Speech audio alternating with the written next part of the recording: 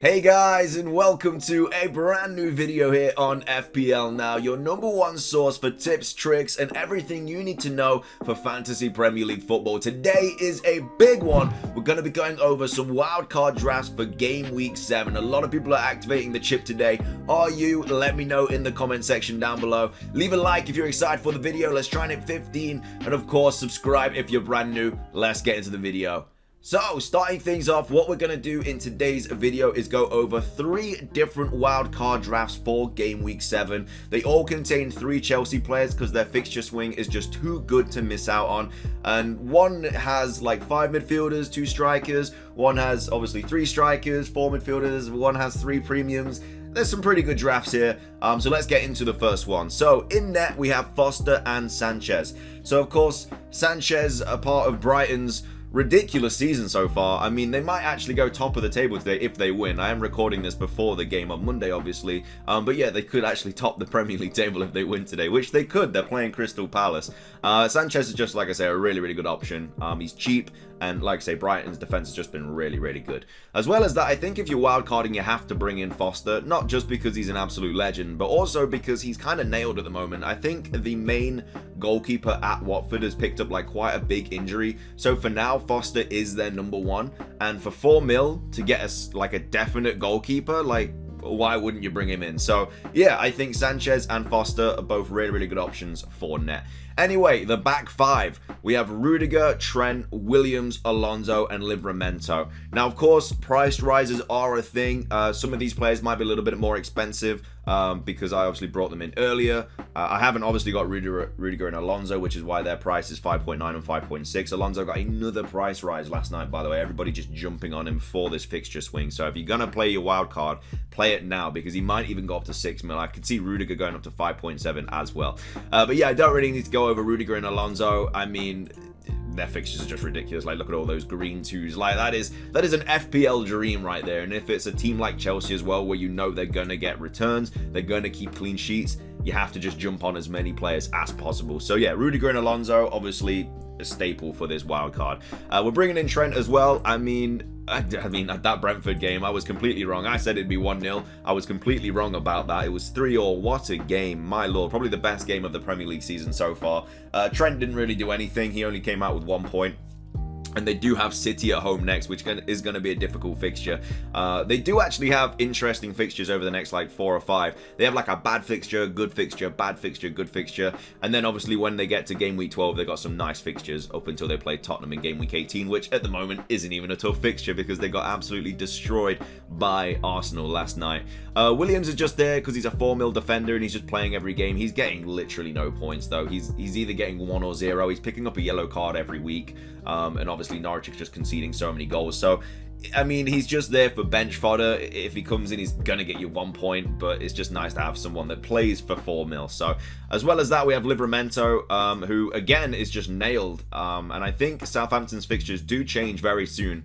Leeds, Burnley, Watford, Villa, and then Norwich. So, you could probably play Livramento for a few of those games. Maybe like Burnley and Norwich. I wouldn't really play him against Watford because Sar's just on fire at the moment. But obviously, you get past the Chelsea fixture, and you've got some really, really nice fixtures for Livramento. So, yeah, if you haven't brought him in yet, I think he might be like 4.2, 4.3 now. I luckily bought him in at 4.1, I do believe. But yeah, he's a really, really good option.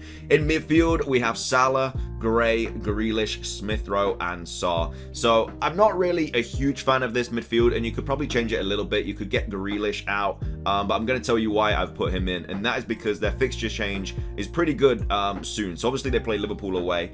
But after that, they have Burnley, Brighton, and Crystal Palace. And Grealish seems to be one of the only players that is absolutely nailed on that City team. Like, a lot of people jumped on Torres. He doesn't even get a minute now. But yeah, I think those 3 fixtures upcoming as well, especially if you're playing your wild card now. And he could get something against Liverpool as well. You know, they play very well against Chelsea. But yeah, Burnley, Brighton, Crystal Palace, Grealish starting all those 3 most likely. It's a very, very nice run of fixtures. And then even then, he has Man United and Everton, which aren't really tough. Like, Everton's an easy game, and then United at the moment, I mean, they're not too good. And then after that, he has West Ham, Villa, Watford, Wolves, Leeds, Newcastle. So you can just hold Grealish. So that's the only reason I brought him in, because like I say, his fixture change is really, really good. Gray's obviously there. He's just very cheap. Everton fixtures kind of all over the place at the moment. They've got Man United next, but then they have West Ham, Watford, Wolves, Tottenham. But he's just a really cheap option in midfield. Salah, obviously don't need to go over him. He's just a go. Smith Rowe. Now this might be a little bit knee-jerky, but at the same time, they have some really, really good fixtures. He's really cheap at 5.3, and he's nailed as well. He seems to be playing as their number 10. He's getting really forward. And as we all know, Arsenal fixtures are really, really good. They've got Brighton, obviously, next week, then Crystal Palace, Villa, Leeds, Watford. So yeah, they've got some really, really nice fixtures to take a look at. Saw another player that, I mean, a lot of people are jumping on even more now. I think he's gone up to 6.3. He's got Leeds next week. After that, it's Liverpool, which is a tough fixture. But then Everton, Southampton, and Arsenal, all pretty okay fixtures for Saar. So, yeah, I think he's a really good, cheap option. He's on pens. If you want someone to bring in, like, for that price range, he's probably your best option. And then up front, we have Antonio, Jimenez, and Lukaku. Lukaku, obviously, a lot of people are going to be bringing him in this week and captaining him against Southampton. I kind of want to do that myself. I would have kept Ronaldo for the Everton fixture, but they were so poor against Villa. I really don't know now. So I might be taking a hit this week because I also need to get Torres out for like Rafinha. I'll have to wait and see. Jimenez obviously getting his first goal. I'm really happy for him. Really, really happy for the guy. And then their next fixture is Newcastle. Then they've got Villa, then Leeds, Everton, Crystal Palace, West Ham, Norwich, Burnley. Like, these Wolves players you can just hold for so long and you just don't have to do anything with. Jimenez will get you goals. I think now he's back on the score sheet as well. He's got the confidence to go and score more. So hopefully, as well as that, he's against Newcastle next. Hopefully can pick up some good points.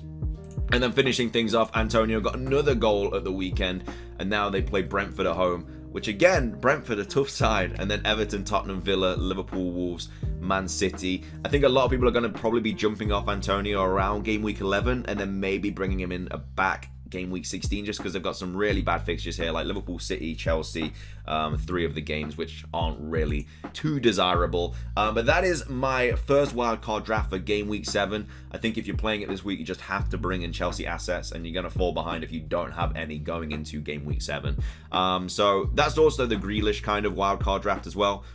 I mean, that's just something that I would like to go with if I had the chance. But yeah, I think Grealish is a very good option, especially with their fixtures coming up after Liverpool. Next up, we have the 3... I mean, I don't really like this draft, but it does have the 3 premiums, and it keeps Ronaldo if you really want him. The only reason I'm putting this in the video is just simply because you want to keep Ronaldo. I personally wouldn't go with this draft. It doesn't really fill me with confidence at all. We've got Foster in goal, already gone over him. We've got Ramsdale. Ramsdale, I think if you're wildcarding, Ramsdale is a very good shout. He's nailed. He played so well against Spurs yesterday. And he's 4.5 mil, and they've got a really good fixture run. They've got Brighton, Crystal Palace, Villa, Leeds, Watford. So yeah, I think Ramsdale is a really good option if you're on wildcard this week. And he's really cheap, and like I say, the fixtures are really good. We've already gone over the back line. I don't need to talk about that. Just Rudiger, Trent, Williams, Alonso, Livramento. I just think they are the best. I think they're just the best defense you can have right now. Livramento, like I say, his fixtures get really good. So if you do, like, I don't know, if Alonso doesn't play because Chilwell might be back now, Livramento will just come in, who has some really nice fixtures. So I think if you're having Alonso, I think Livramento is a very good backup, because like I say, their fixtures they're just really good. After Chelsea, they've got Leeds, Burnley, Watford, Villa, and Norwich. So like I say, if Alonso doesn't play, Livramento comes in if he's your first on your bench, and hopefully we'll pick up a clean sheet. In midfield, again, we have Salah, we've got Gray, Basuma, Sissoko, and Saar. I really don't like the midfield, but there's just no other way to get like these Chelsea defenders in, Trent, Salah, and Lukaku, and Ronaldo. There's no other way. You'd have to get rid of like maybe Trent or something. If I was going to do it, I'd probably not bring Alonso in. I'd probably get rid of Alonso for, I don't know, like a 4.5 defender, maybe like Leeds defender or something like that, because they've got some nice fixtures, and then put that money into midfield, because these 3 in midfield are just not filling me with confidence at all. But it depends. Like, you could even, I don't know, maybe drop him down all the way, and then maybe you'd have the money to upgrade Saar to Mason Mount, but again, he's injured at the moment, so I probably wouldn't go that way. But yeah, I don't know. I don't really like this midfield at all. But then up front, we have Saint Maximin, Lukaku, and Ronaldo. Again, I don't think you should be having Ronaldo in your team right now. He's not on pens, which was evident at the weekend. Like, Bruno is still on pens even after the rocket into the Earth's atmosphere. But yeah, that's just if you just do not want to get rid of Ronaldo at all, you want to play your wild card, you want to bring in Chelsea assets, that's a wild card you could take a look at, but at the same time, I probably wouldn't go with it. Finishing things off though, this is a wild card draft for 5 in midfield, 2 up top. with Chelsea assets. Obviously still has Foster, Ramsdale in net, still the same back five. Like, I wouldn't change the back five. Like I say, if you're bringing Alonso in, Livramento is just such a good bench option in case Alonso doesn't play, which he might not play every game now that Chilwell is back. Then in midfield, we're going for 5 men in midfield. We've got Salah, and then obviously Sarr still, but now we're bringing in Rafinha, Son, and Smith Rowe. So Rafinha obviously got some really, really nice fixtures. He is still a little bit injured at the moment, but he is playing like 60 minutes every game week, and so hopefully now he should be better after another week's rest. We have Son as well. I mean, Tottenham are terrible at the moment, but Son's just still scoring goals, and they've got Villa and Newcastle next, West Ham United, but then they have Everton, Leeds, Burnley, Brentford, Norwich, Brighton, Leicester. They've actually got a really, really good fixture run, so if you were to bring in Son, I think that now's a decent time to do it. Again, Tottenham are not very good at the moment, but I mean, Son's just he's just still scoring, so yeah, he's a really good option. And then Smith Rowe, again, I've already been over him, but I don't know, I kind of like Smith Rowe. He's nailed, number 10, 5.3 mil. He's a really, really good option at the moment. And of course, at the top, Antonio and Lukaku. Scarlett, obviously just a random 4.5 striker. But that's if you want to play 5 in midfield for that draft. My favorite draft is probably this one, though. I do quite like it. Maybe downgrading Grealish to, I don't know, somebody like... I'm trying to think of a player that's that could probably get you a few points, maybe that you might want to take a look at. But maybe like you could play Greenwood or something, but Greenwood still not. The United fixture is just that bad. You could bring in like Ben Rama or something like that. Could bring in Ben Rama there, which will obviously save you quite a lot of money there. And then you could upgrade Smith Rowe to someone, because you have 6.8 mil remaining. So you could easily upgrade him to, I don't know, some like decent midfielder or something like Rafinha maybe. So yeah, I could also go with that lineup there, because then you still have 5 in midfield. You still got 3 up top. You've got your... Yeah, to be fair, I quite like this actually. Again, Grealish is just there just because of the fixture and he's a nailed City player. But if you did want to get rid of him, you could easily downgrade Jimenez to St. Maximan there as well and get even more funds, and then bring in an even better midfielder or something like that. Or even like get rid of Jimenez, bring him down, and then bring in... I don't know, maybe Gabriel Jesus, just because he seems to be nailed as well. There's a lot of things you could do. I quite like this draft, though, if you were to get rid of Grealish. It's got some nice bench options as well. All of these players playing. I still have 0.3 in the bank as well, just in case I need to do anything. In case Alonso just loses his place or something. But yeah, they are going to be my wildcard drafts for Game Week 7. I hope you guys enjoyed the video. If you did, drop a like. Leave a comment. Are you wildcarding this week? Let me know. Subscribe if you're brand new. That's everything from me. Have a fantastic rest of your day. And until next time,